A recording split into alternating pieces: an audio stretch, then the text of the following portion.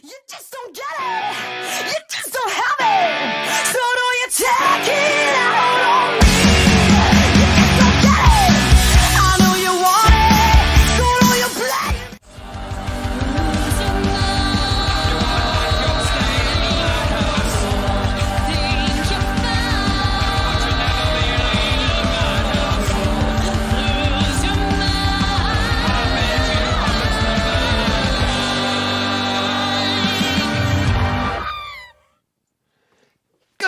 Good evening. Oh God, it's good to be back. My name is Ep.5 and I bid you welcome to the Madhouse. Here's Mark David Stallard. How you doing, Mark? I'm doing very well, thanks, Adam Old Chum. And I also bid thee welcome to the Madhouse. And of course, well, one I've been very much looking forward to for a while now. First episode of the new year, Becky Baldwin of Hands, Gretel and Fury. Welcome to the Madhouse. How you doing? Hello, I'm very good, thank you. And yeah, well, we've got quite a lot of people sat in here, really. Thanks everyone for tuning in. Any questions for Becky, please fire away. We will get to them as quick as we can. But Becky, what's going on with you? Because it's a weird time to be a musician at the moment, really, isn't it? It is weird. I mean, it's starting to not feel weird. It's that weird, and it's been such a long time of weirdness. It's starting to feel like almost normal again. Well, yeah, because we're now in like a second lockdown. I'm home most of the time, so I had to close. I just moved to Birmingham from Bristol, and we had to close the school in Bristol that I was teaching from. So after Christmas, we came back like the 4th of January. So I commuted down to Bristol to teach, and then that night they announced that it was lockdown 2 or 3 or whichever lockdown it is. And then I came back to Birmingham, and that was it. No more commuting to Bristol for lessons. I'm just not here. I'm stuck for a few more weeks. So I've just been, because I've just moved in here, there's been a lot of like stuff to set up. Things need to find their place where I am now. And then just trying to find a new routine to my life that I don't really know what's going on with it right now. Oh, same for most of us, to be honest. I'll tell you that much. Okay, so for the uninitiated, you've been in a lot of bands for a long time, really, haven't you? Was bass actually your first instrument, or were you playing anything else? I would kind of say. I mean, I actually played keyboards first, and the keyboard actually has been moved into my new house now. So it's there saying, "Come on, come and play me again." But I'm like, I don't know. I don't really remember how to do that, so I've been kind of putting it off. But I don't know. I was really not very good at it, so I can't really say. I don't know. I don't feel right saying that I did play keyboards. I did try, but I didn't do it very well. So I guess I would say that still the bass is my first instrument, really. Nice. Obviously, like I said, a lot of bands over a long time, but these days you're best known for 2 bands, Hands Off Gretel and Fury. Now, I knew of Hands Off Gretel before you joined. You were in Triaxis at the time when I discovered Hands Off Gretel, I believe. How did joining them come about? So for Hands Off Gretel, that was I first met them when I was touring with I Destroy, and we played a show in Manchester at Rebellion Club, and we were on the same lineup. And I saw them, and I spoke to them a little bit afterwards, and they were cool. But then their bass player left in, I think, 2017, in that summer, and they needed someone to just dep for a few, until they found a permanent bass player. And so they asked me, and also this other guy called Ben, who was also like depping as well. And we kind of like worked around our schedules with other bands to do the Hands Off Gretel shows as well. And then they started to advertise for a permanent bass player. But and at the time I was kind of like, they're very far away because they're in Sheffield. I was in Bristol. It's about a 3-hour drive at least. And I thought this is too far. I had too much going on because I was in I Destroy and Triaxis and Dorja at the time, and I was like, I do not need another band on my plate. And Fury as well, possibly. Oh, I don't know. It was all a bit of that was a weird year, 2017. Sounds like you're lacking a work ethic. You should have taken the gig. Yeah, I took the gigs, but then I was like, I don't want the commitment, man. I can't do this. But I don't know. The more they kept advertising for a new bass player, and people kept being like, yeah, I'll play bass for you, Hands Off Gretel. Like, I play a bit of guitar, but I'm sure I could learn bass. I kept looking at them. It's like, no, they want a proper bass player. They don't want someone who's gonna just give it a go. And I started feeling a bit more like protective over the role, and then I realized that actually I wanted to be Hands Off Gretel's bass player, and so I spoke to them again and was actually I would like to do it, so you can cancel those auditions. Like, I want to do it. Yeah, just cancel them all. It's mine. Exactly. And yeah, they were happy because we got on really well through the tour. But it was most of the bands I've but both the bands I'm in now have started as a guest musician, as a fill-in, and then you realize how well you get on together, how well you work together, and it just seems natural to then make it a permanent fixture. So it was a very organic way, I guess, that I joined the band. Nice. Got our first audience question of the night from Maxim. Becky, which band do you think were the first ones to play heavy metal? Oh, controversial. I don't think it's controversial at all, because I think it is Black Sabbath, and I think anyone who thinks otherwise is misguided. I don't know. Yep. I think, yeah. Are we all in agreement? Yeah. Oh, definitely. You can stay. You're welcome in the Madhouse anytime. If you'd have said anyone else, that the door might have been hitting you on the way out. You know what I mean? A lot of people say that they were still a kind of a blues band, and I agree. They were still playing a lot of blues music, but I think they were one of the first bands to really combine that kind of music. They made it heavier. They made it like slower, down tuned, and combining it with more like horror lyrics. I think that was the big change in how music was going. It wasn't really like, oh, I'm driving with my baby and going to a show. It was like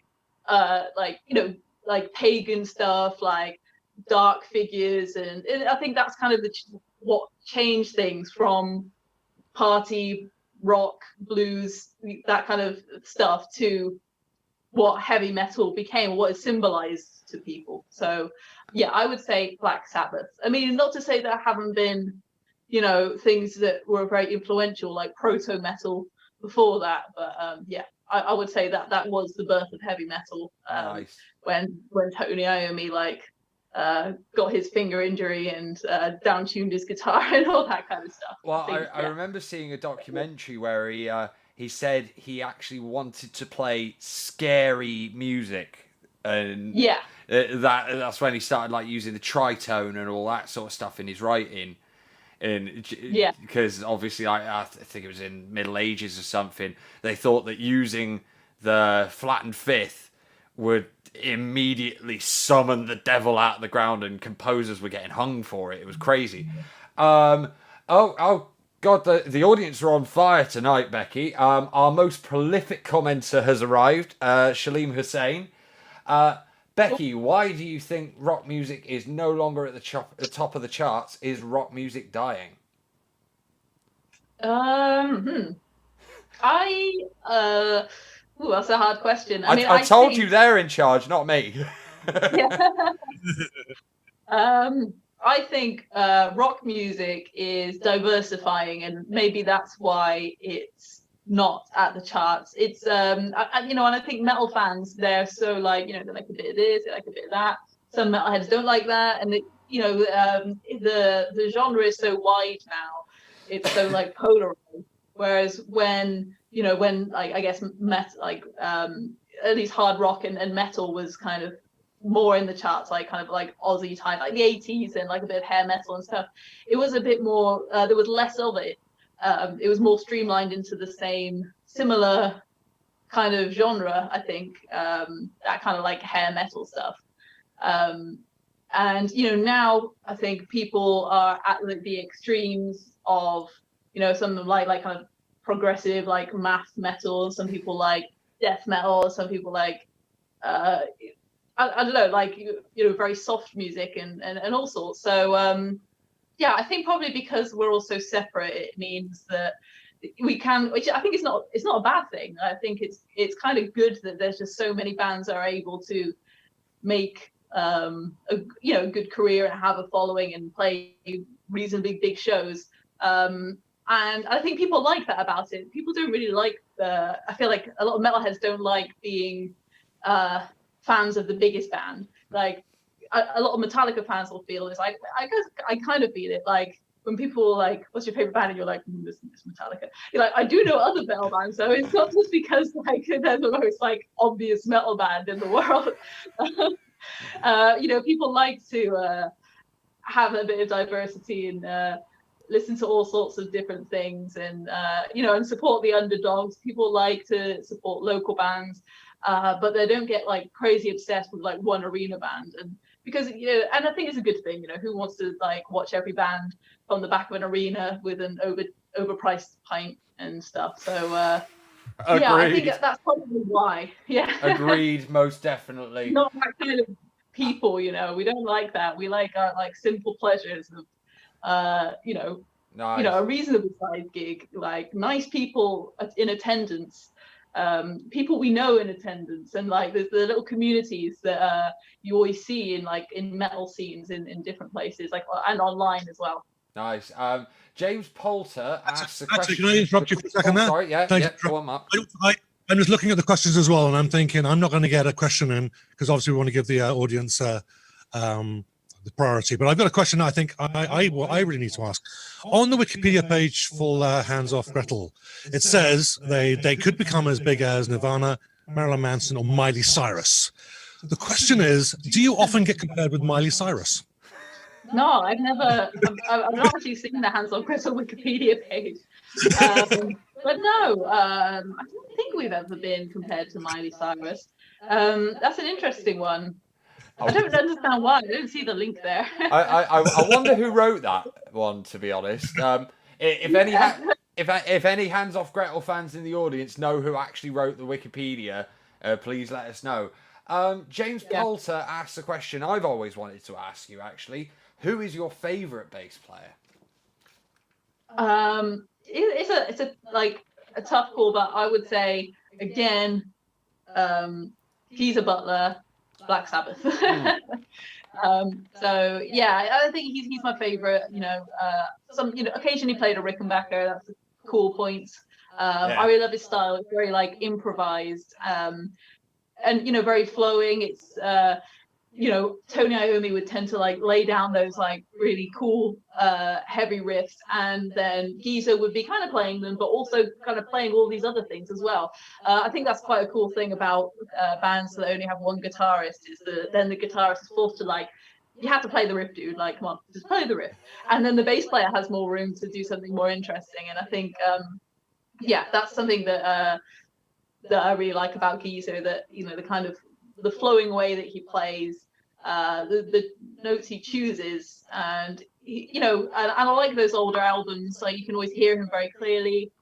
He's also a vegan, which I think is really cool. He wrote a lot of Black Sabbath lyrics, which I think are a very important part of the band. And yeah, he just seems like a lovely geezer.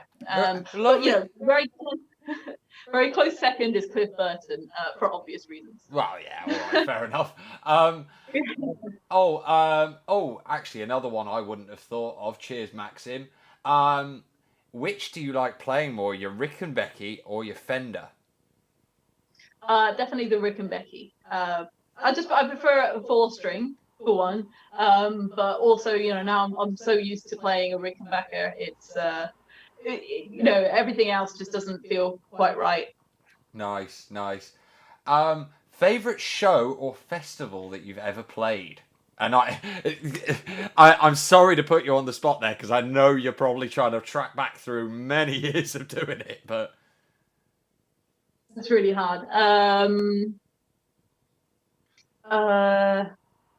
Damn. Okay.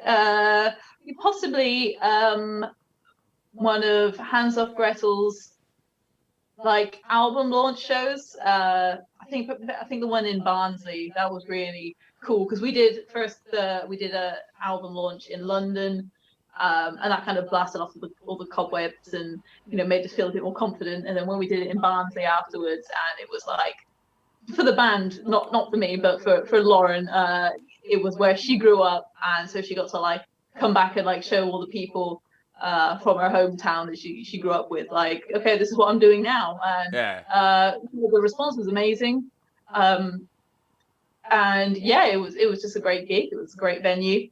I don't know, another one, maybe Bloodstock 2015 when Triaxis got to play there, just because I love that festival so much. And it was just, I don't know, I just felt like when I got onto that stage, I was just like, I've made it. I'm playing Bloodstock. It's amazing. I mean, it was the second time I played it. The first one was on like the New Blood stage, but when you go onto like a slightly bigger stage and it's like, oh, this is like where some like serious bands like playing this weekend. Nice. Then yeah, you really feel something else. And it was just a great show because it was like first thing on Sunday morning. We thought, like people are gonna be hungover, they ain't gonna come, but they just like started pouring in at 10 a.m. like and filling up to the front and then all the way to the back of the tent, and we were just like absolutely buzzing. Oh, And then they're always up for it every morning. Oh yeah, and it's amazing. It's like the hangover just gone. Up for it. Let's go. Yeah. Oh yes, definitely a very interesting question from Shalene. Thoughts on Lemmy's bass playing? I love it. I mean, it's very different to how I play. I mean, in terms of, well, I mean, I don't know, because it's not, because when I first like plugged in and started speaking to you, you were like, oh, you have a very Lemmy sound. And yeah, like I guess I do kind of seek out Lemmy's sound a bit, but in the way he plays, it's very different. Like he plays bass like he's a guitarist, like you would play guitar. So he's playing chords a lot of the time and stuff like this, which I think just works for Motorhead, and I think the tone is incredible. Nice. But in terms of like his bass lines, I suppose that's quite different to how I would approach writing bass lines to songs. But of course, I absolutely I love him as a person, bass player, band leader, vocalist, and in every other way. We miss you, Lemmy. We miss you. I wanted to come on to another aspect of things a moment. You have been heavily involved in Bristol Rock Centre and doing a lot of teaching with them. Obviously, things with that are not normal at the moment, and but under normal circumstances, at least, can you tell us a bit about what goes on there? Because obviously, places like that need some promo. Yeah. So I'm one of the co-owners. So we kind of founded the company back in 2011, I think it was. Me and two other people that I went to university with set it up just as a more like a hub. Like a friend of mine was like teaching guitar, and people would ask like, do you know anyone to teach my kid drums instead, or bass and something? And he was like, okay, yeah, this person. And we thought like, well, actually we'd probably do so much better if we all clubbed together to try and work together on something. And then yeah, we started doing that. We were just working out of his garage, teaching lessons from there until we got a premises in 2013. And so yeah, from there we've had like those in that building. We've got 3 rooms that we teach lessons simultaneously. Just it's all one-to-one tuition. But in the past, before COVID times, we used to hold workshops so that all the kids playing drums, guitar, bass, vocals would all learn the same songs, and then we throw them all together in a workshop and like force them to form bands and perform in front of their parents. You know, and like, you know, give them feedback and, you know, help them perform better, and then, you know, encourage them to network with each other, basically. That and it wasn't just kids. We'd have like a kids workshop, and then we'd also have an adult band workshop, which was just as popular, you know, if not like the adults were just crazy for it.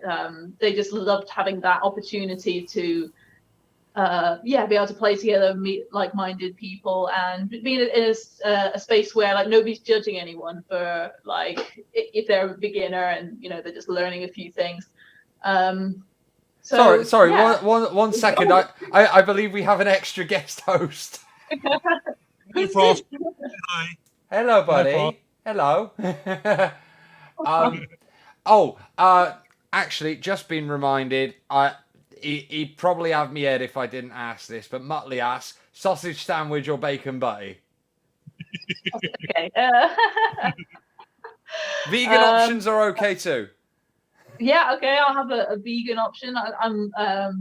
I'm thinking a sausage sandwich, actually, simply because I don't think they've made a very good vegan bacon yet. It's like they all just they're all right, but they smell a bit weird and they're a bit strange, like texture, like they're just like weird strips with like the, you know, the color of bacon where it's got like that like kind of pale fatty bit around the outside, and then the pink in the middle. They've got like that just like drawn on.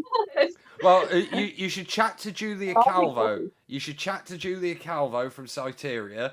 I don't know if I said this earlier, but when she was on the show, she's vegan as well, and she was on about something called It's Not Bacon that's apparently very nice. I've heard of it, yeah, and I have to try that. Yeah. And then maybe I'll change my mind. Fair play. Another one from Shaleem. He never stops, and I love it. Becky, how do you think Metallica would have developed musically if Cliff lived and stayed in? Well, I think it's quite hard to say, but I do kind of think, I don't think it would have changed much. I've got to be honest. Like, Cliff was never, as much as I know, I don't think he was as much into like the thrash scene as the other members. Like, his thing was more punk, and he listened to a lot of classical music. So, you know, it's not to say that, you know, the eras that happened wouldn't have happened, because I think Cliff would probably be more open to the music that came after, like, you know, the load, reload and stuff. But I don't know, maybe, you know, it maybe would have stayed a bit more raw with Cliff Burton in the band, because, you know, as a fan of punk and as a person who, you know, he seemed like he's someone just focused on like playing his instrument really well. I can't imagine if like it came to Cliff on the Black album and they were like, okay, do another layer of this, do this overdub, we're going to do these effects on. He'd be like no, I just want to play it how I play it. And I don't think they'd have that, like the production, I don't think would be quite what it became, which I don't know if it's a good thing or bad thing. Of course it would have been the best thing ever if like Cliff was still with us today, but I guess maybe Metallica would not be as big as they are today, you know, but then I don't know how much influence Cliff had over the choices that they made as a band. That's another thing. Fair enough. You know, they always seem to very much, you know, respect, every time, you know, they talk about him in interviews, they always like say about how much they respected his opinion, because they thought, you know, everyone just looked up to him as a musician and just thought like he knows what's going on, like this is the guy we need to follow. So yeah, that's a hard question. It's an interesting one to think about. Nice. Stuart Hume has come at us with something I didn't even know. He asks, is there any chance of treating us to any more cooking videos? Please elaborate a little.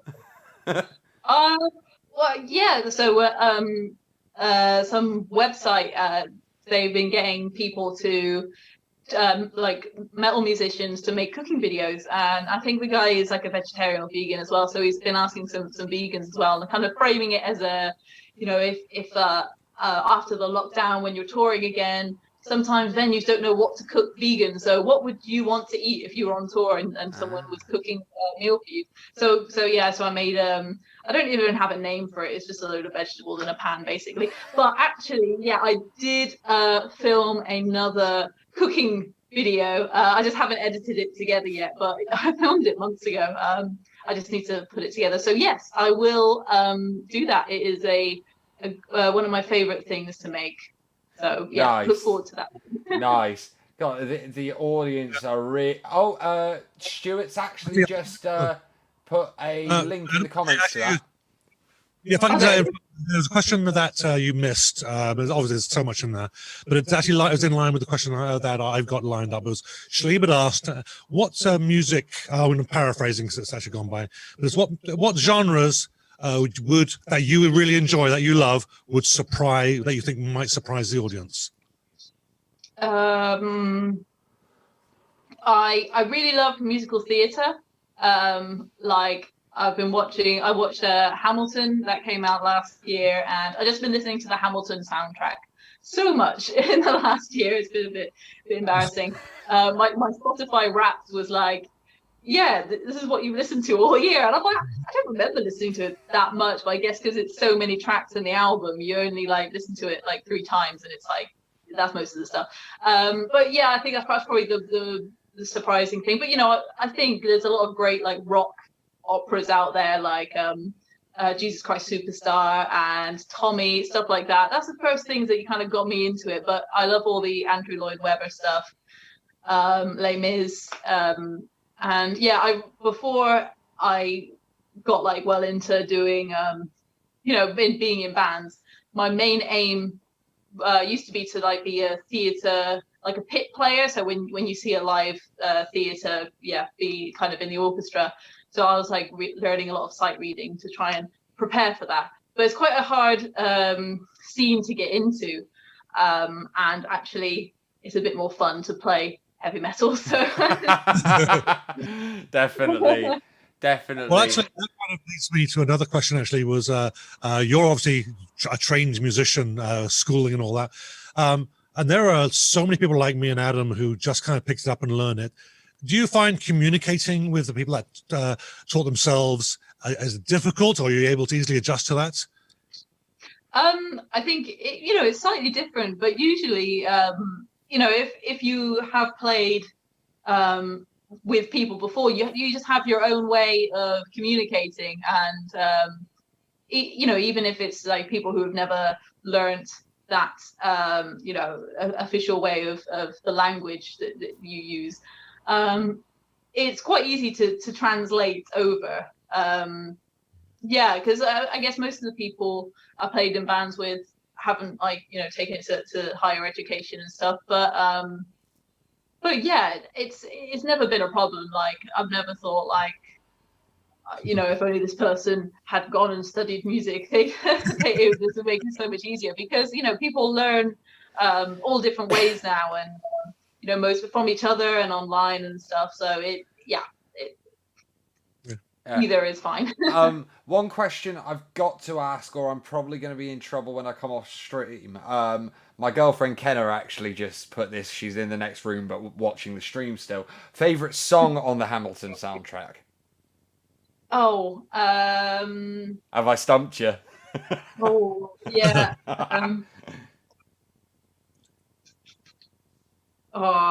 Maybe, I guess Guns and Ships, maybe. Or what's the one that guy sings? Sorry, all those names are escaping me. You know, when the guy, okay, sorry, no, I'm gonna have to, I'll go for Guns and Ships. Or the guy when Hercules Mulligan comes in and he's like, I'm Hercules Mulligan. That's a good bit, right? Yeah, love it. I got to say, I love the cabinet meeting rap battle in that. Yes, yeah. Because I love Daveed Diggs as a rapper. Like, I love his stuff normally, and I I kind of feel like he might have had some say in writing that segment. Cool. And like, because for his entire verse, he really does take Hamilton to pieces, doesn't he? Yeah. It's come from my band's page, but I'm assuming it's my dad, Tony. Do you get nervous before a show? Any tips? Yeah, I don't really get very nervous. I mean, I kind of, there's always a slight nerves. I always get nervous when it comes to like getting on and plugging everything in. Like, I hate that bit because I don't trust anyone else to do it. And I'm always, always hate that moment where like, the support band have accidentally like walked off with your kettle lead and now your amp is turned on and you're like, no, come back. That's the kind of thing I get nervous about. So I don't know. I think the main thing is having a good rapport and good communication with your band members, so that if you do need more time or you need reassurance, that you can get it from them. And I don't know, other things like I used to get like really bad stage fright, and now I don't know. I kind of turned it into something that is more like a big feature of my playing, because people are like, oh, you're always moving so much on stage, and like that's because I used to be so nervous to like be on stage that I couldn't like look into the audience. So I would always just like shake my hair around and like do different things and just distract myself. So you don't have to look at them. Yeah, so I don't have to look out and think about what I'm doing, because I'm always just like, just like hair in my face and just doing everything but looking at the audience. So now if I do look at the audience, I'm not really looking at them. Like, my eyes are doing it, but my brain is going like something else. Nice. The trick I use is focus on the peripheral vision. And if you're getting nervous, focus on what's going on around the outside, and it just makes me feel a lot less self-conscious. Fair enough. Anyhow. Yeah. David Taylor asks, do you enjoy doing backing vocals? I do, yeah. I really like doing them. It's something I wish I was better at doing. Like, I always feel like very self-conscious doing it, and I don't know. I hate this. Everyone kind of hates the sound of their own voice. When you hear it and then you like record it and played back to you, or through a microphone on its own. It's a bit of a cringe moment. I hate sound checks when they're like, "Oh yeah, just sing into the microphone," and I'm like, "No." but what do I sing now? They just tell me what to do. I don't really know. Don't make me come up with something. Yeah, I gotta say, you, because you're the only backing vocal most of the time, at least with Hands Off Gretel, and you and Lauren, your voices work very well together. Or I've always had. Oh, thank you. Yeah. Phillips. It's something we worked on a lot, like before we started touring, that the I Want the World album, because I mean, for Lauren, they were looking for a female bass player to join, because she needed someone who could sing the backing vocals that were done by her on the recording. So it was a big thing that I had to learn to do, and I was just like, yeah. I love doing it. Like, I love like practicing it, and I wish I could do it better, but I do get like so nervous when it comes to actually doing it live, and then when I cringe every time I got to listen back to it and just go. That sounds pretty bloody good to me. Yeah. Philip Snow says, "Been a fan of yours since Dorja. Are you happy and content where you are musically now?" Musically, yeah, absolutely. I like that I've got some variety, because everyone knows that my main thing is like heavy metal and stuff. So I've got that box ticked off with Fury, but I also love like the kind of punk and grunge stuff. I love like female. I don't know, not just necessarily female fronted, but I like the kind of, there's something about like bands with women in, I don't know, I can't really explain it. It's something cool about it, and I'm glad to be working with another woman in the music industry with Hansel Gretel and doing that kind of stuff. So musically, I'm extremely satisfied. I love what we're doing, and I also think it's great. Whereas metal is very super technical, everything sort of be like faster and or as many notes as you can. But the other hand of that, for Hansel Gretel doing punk, is more about like the feeling, and less about like doing loads of notes. So it's nice to also have those gigs where it's a bit more like relaxed in terms of what you're playing, and more about portraying a feeling. I love doing both of them. Very, very satisfied. I just wish the bands were bigger. Like, you put some Jeff into them and you're like, oh, people are like, oh, when are you touring in this country or this country? And we're like, well, we'd love to. Like, don't blame us. We want to do it. But I've even had a question in on one of the posts I put up before this interview. From an American chap who was like, when things get back to normal, are you finally going to come to the US? And I'm like, mate, do you know how much that's going to cost them? Come on. Yeah. Don't get me wrong, if I could go tour in the US, I'd do it in a heartbeat, but venues would have to be offering up some fairly serious cash to actually make it viable to do and not financially cripple us for the next 5 years.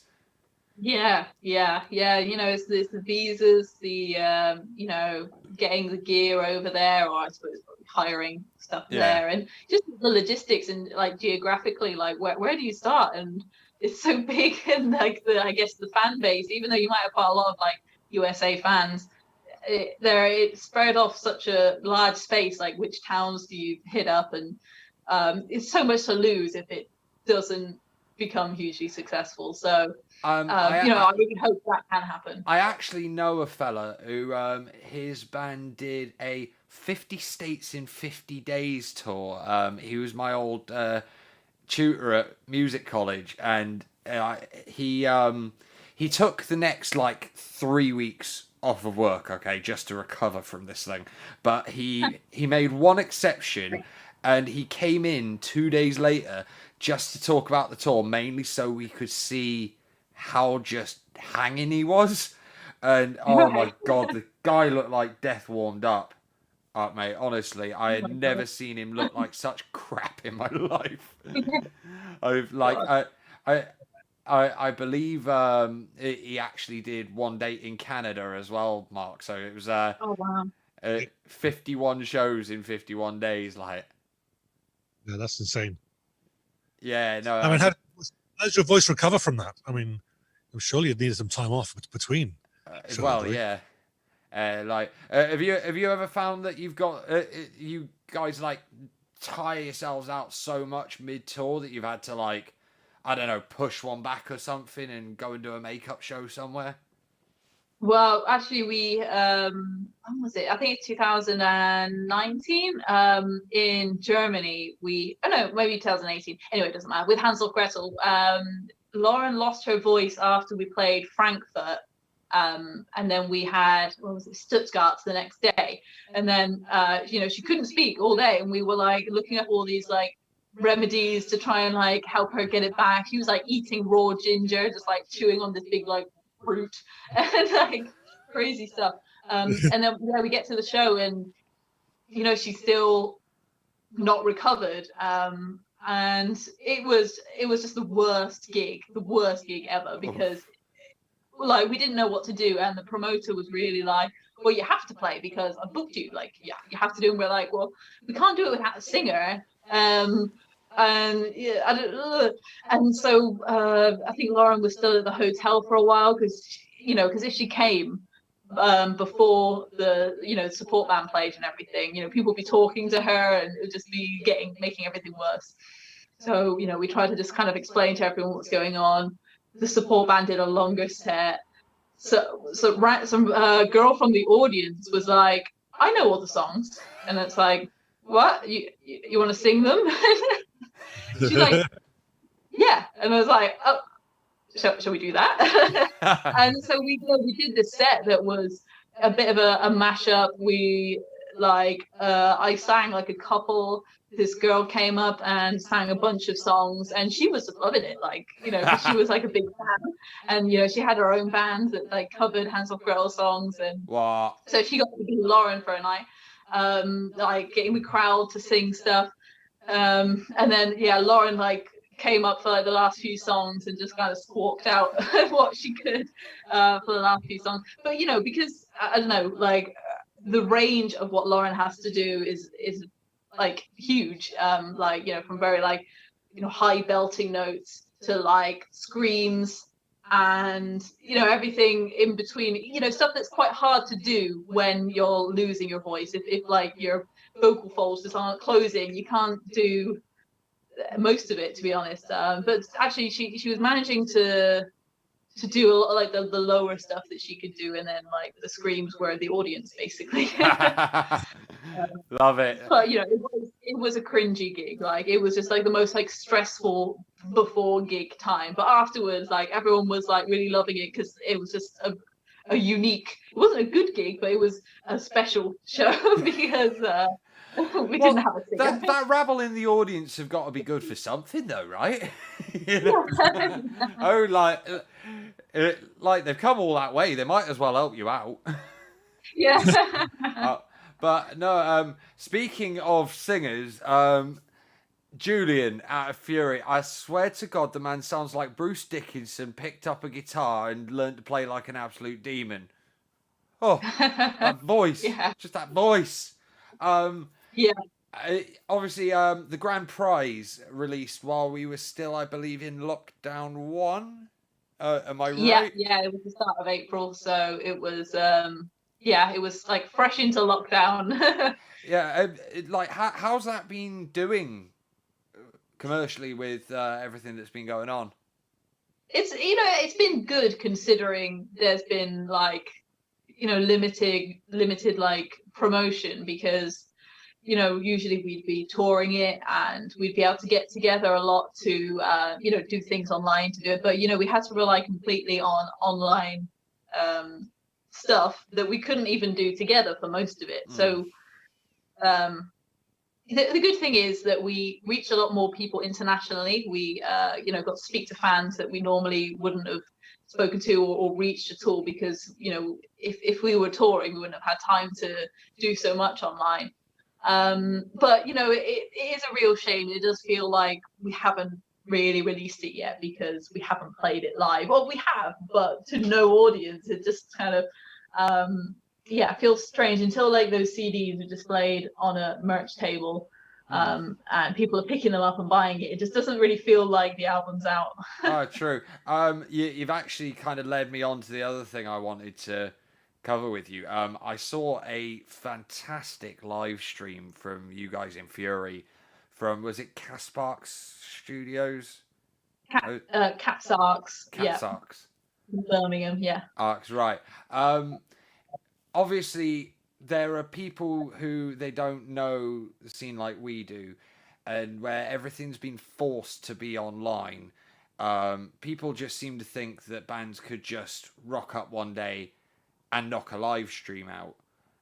But like, tell them why they're wrong, please. It's very hard. Well, I mean, so we've done 2 live streams. The first one was in Southampton in a venue which worked really well. But that one actually wasn't a live stream. It was a filmed live performance that was then afterwards edited and then put on like YouTube Live or something like that. And that looked and sounded great. But then the one you're talking about is in Birmingham at our friend's studio, Capstock. So we rehearsed there anyway, because our friends run it in a band called Takesis. So, when they realised that there was a demand, they're great, aren't they? Yeah. when they realised there was a demand for bands wanting to do live streams, they kitted out their live room, got some lights. You know, you need cameras, multiple cameras for multiple angles. You need some software to be able to like switch between each camera angle. You know, you have to get be able to do a live mix, which, you know, when you're there in the room is a bit more challenging, because obviously you can't hear exactly what's coming out of the speakers. For people at home, always getting bleed from what's in the room with you. So they kind of got a separate booth set up for the sound engineer to sit and listen. Yeah, so it was a big exercise in trying to get it all together, and it still had a few little gremlins of the sound and stuff like that, and I think maybe a few things went a bit strange, but yeah, overall it was great. It was but it's very hard for bands to do that. Before then, all we did was separately, each individual person basically just went on their phone and went live on Facebook and played along to a record, which then Facebook muted because we're using the recording, which is like copyrighted material. So even though it's our copyrighted material, Yeah. they're like, you can't do that. Like, that's someone's recording. It's like, what's my recording? Like, let's play our own song. I know it was recorded. I'm the bass player. And they start muting parts of your video, and you're like, well, it's ridiculous. So yeah, I mean, if you do a full band live performance, then it's a separate recording, so it shouldn't get muted. But yeah, it's just quite a lot harder to pull that kind of thing off. I'm guessing it was probably an all day working on it and then doing it sort of deal. Yeah, I mean, it was a long night because we also filmed a few other things for some other events that were coming up. So yeah, it was quite a long day, and for the guys setting it up, because we had a whole team of 4 or 5 people, 5 people, working behind the cameras, picking the shots, doing the sound and everything. So for them it was a very, very long day. Yeah. Nice. Well, absolute props to everyone who was involved in that stream, because it looked and sounded pretty damn good, really.